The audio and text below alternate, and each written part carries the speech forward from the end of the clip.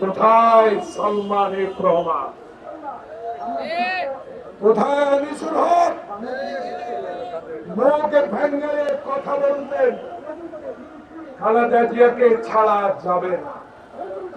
আনিসুল হক, আপনি এখন জেলে, আর খালেদা জিয়া মুক্ত আকাশে। সবে আল্লাহর ইচ্ছা, সবে আল্লাহর রহমত।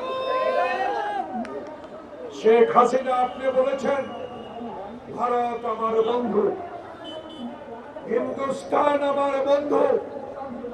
আপনি কি একদিন প্রতিবাদ করেছিলেন যখন ন্যায্য পানির হিসাব আমরা পাই না, যখন ফেলানির লাশ গুলি করে তার কাঁটায় ঝুলিয়ে রাখলো, যখন নির্মম ভাবে সীমান্তে আমাদেরকে গুলি করে পাখির মতো মারল, যেদিন বিডিআর কর্মকর্তাকে এই নানক আজমেরা সহায়তা করে গুলি করে নির্মম ভাবে হত্যা করেছে, আজকে সেই কথায় মনে করিয়ে দিয়ে এই কারণে হিন্দুস্তানের উপর ভর করে আপনি ক্ষমতায় থাকতে চেয়েছিলেন।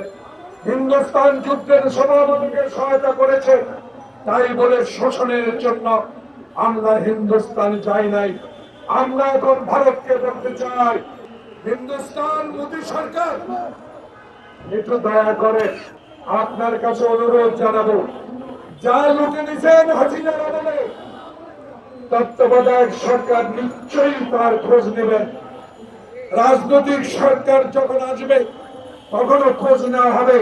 তবে আপনার কাছে দাবি রইল, অনুরোধ রইল, হাজার হাজার কোটি কোটি নির্যাতিত মানুষের পক্ষ থেকে, যারা আয়নাঘরে 10 বছর ছিল, যারা রিমান্ডের নামে 1000 ভোল্টের বাতির নিচে ছিল, তাদের পক্ষ থেকে মোদি আপনাকে বলতে চাই, অবিলম্বে এক করে শেখ হাসিনাকে বাংলাদেশে পাঠান। আপনার কাছে প্রশ্ন, শেখ মুজিবের হত্যা যখন হয়েছিল, এখন মানুষ বলে সঠিক কাজ, তখনকার আসামিকে যদি কলকাতা থেকে হিন্দুস্তান থেকে বন্দি বিনিময়ের দায়ে এনে বিচার করতে পারেন, তাহলে অনতি বিলম্বে বন্দি বিনিময় আছে, শেখ হাসিনাকে দেশে পাঠান। আপনারা দেখেছেন বেগম খালেদা জিয়াকে সরকার বলি দিয়েছে ক্যান্টনমেন্টে, আমাদেরকে ঘুরতে দেয় নাই। যেদিন বেগম জিয়াকে খালি হাতে ক্যান্টনমেন্টের সেই সরকার কর্তৃক বরাদ্দকৃত বাড়ি থেকে শেখ হাসিনা রাজনৈতিক প্রতিহিংসার কারণে বাড়ি থেকে বের করে দিয়েছিল। আজকে আমার দাবি থাকবে, যারা লুট করে ৯১,০০০ কোটি টাকা বাংলাদেশ থেকে পাচার করেছে, প্রিয় সাংবাদিক বন্ধুগণ, আমি আপনাদের একজন ক্ষুদ্র রাজনৈতিক কর্মী, ৭১-এর মুক্তিযোদ্ধা।